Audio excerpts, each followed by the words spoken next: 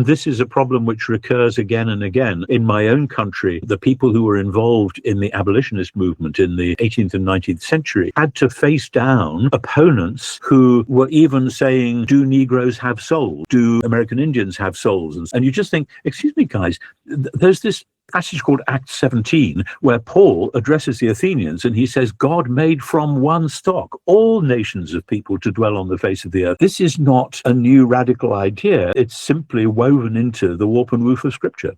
Hey everyone, this is Nicola, a Menzies religion reporter and managing editor at faithfullymagazine.com. I want to share with you a recent interview I did with one of the leading New Testament scholars and arguably the leading Pauline scholar, NT Wright, about his latest book.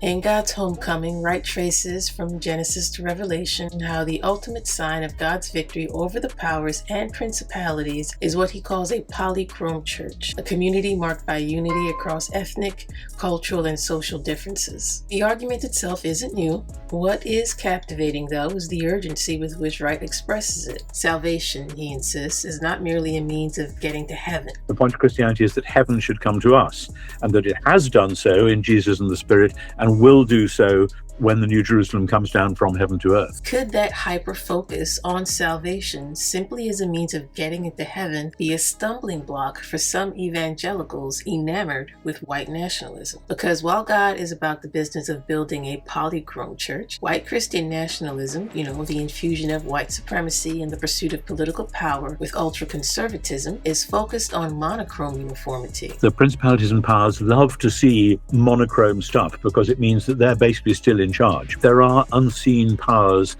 that are still trying to strike back at Jesus' victory on the cross. Wright argues that God's project of salvation has always been multi-ethnic, not accidentally, but intentionally. Salvation unfolds as a trans-ethnic movement. In Ephesians 2, you have this wonderful vision of Jew and Gentile coming together and together forming the new temple where God lives by the Spirit.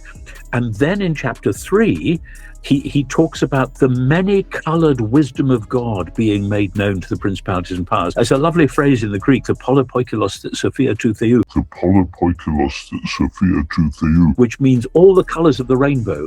And when that happens, this is the sign to the powers that God is God and that Jesus is Lord, and that they are not. The powers that divide, exclude, and dehumanize no longer have the final word. And that is a rebuke to anyone who thinks that any ethnic group of whatever sort has a kind of inside track on this stuff. So when the church actually lives as a unified body across racial, ethnic, and cultural differences, it becomes a sign to the powers and principalities that God's reign has broken into the world. It's impossible to think about all of that in the United States right now without making certain connections. We have political leadership at the highest level, stoking racial and ethnic division. We have immigrants of color being targeted precisely because of the color of their skin or perceived accent. And we have so-called Christian pastors and influencers attacking Black churches, questioning Black theology, and insisting that whiteness is the benchmark for Christian orthodoxy. We even have people attempting to build explicitly whites-only residential communities while claiming Christianity as they do it. They say targeting immigrants of color,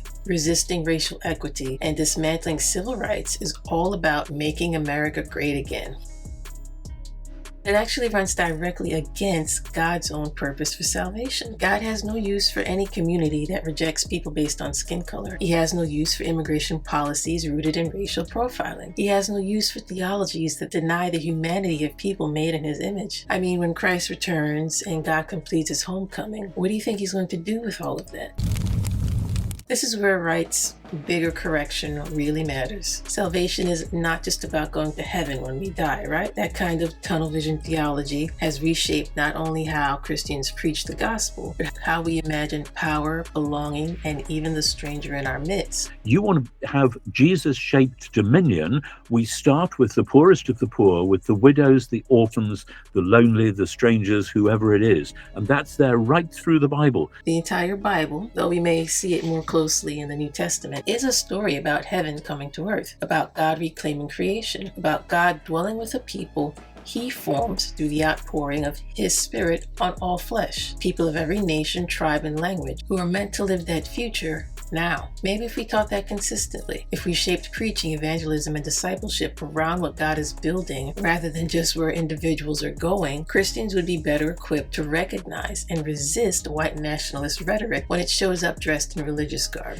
Race and Christianity, race in the church, these are not side issues. Not if a transethnic church is actually a sign of salvation itself, a sign that God rules here and now. We often hear of John of Patmos' vision of a great multitude from every tribe, nation, people, and language during Pentecost, or maybe even during Black History Month. But what would it mean to hear it preached every Sunday, not as an aside, but as the point of salvation itself? What would it look like if God's Polychrome church became our default setting? So the question for American Christians is actually pretty simple, but serious. What story are we telling the powers and principalities by the way we live? There's plenty more to wrestle with, of course, in my conversation with NT Wright, but those are just some of the things that came to my mind as I was reading through his book, God's Homecoming, and during our conversation. You can head over to the Faithfully Mag Substack at faithfullymag.com to read the exclusive long-form Q&A or watch the extended video, which does include additional material that didn't make it into the transcript. If you're short on time, you can find a much shorter public preview at the main website, faithfullymagazine.com, titled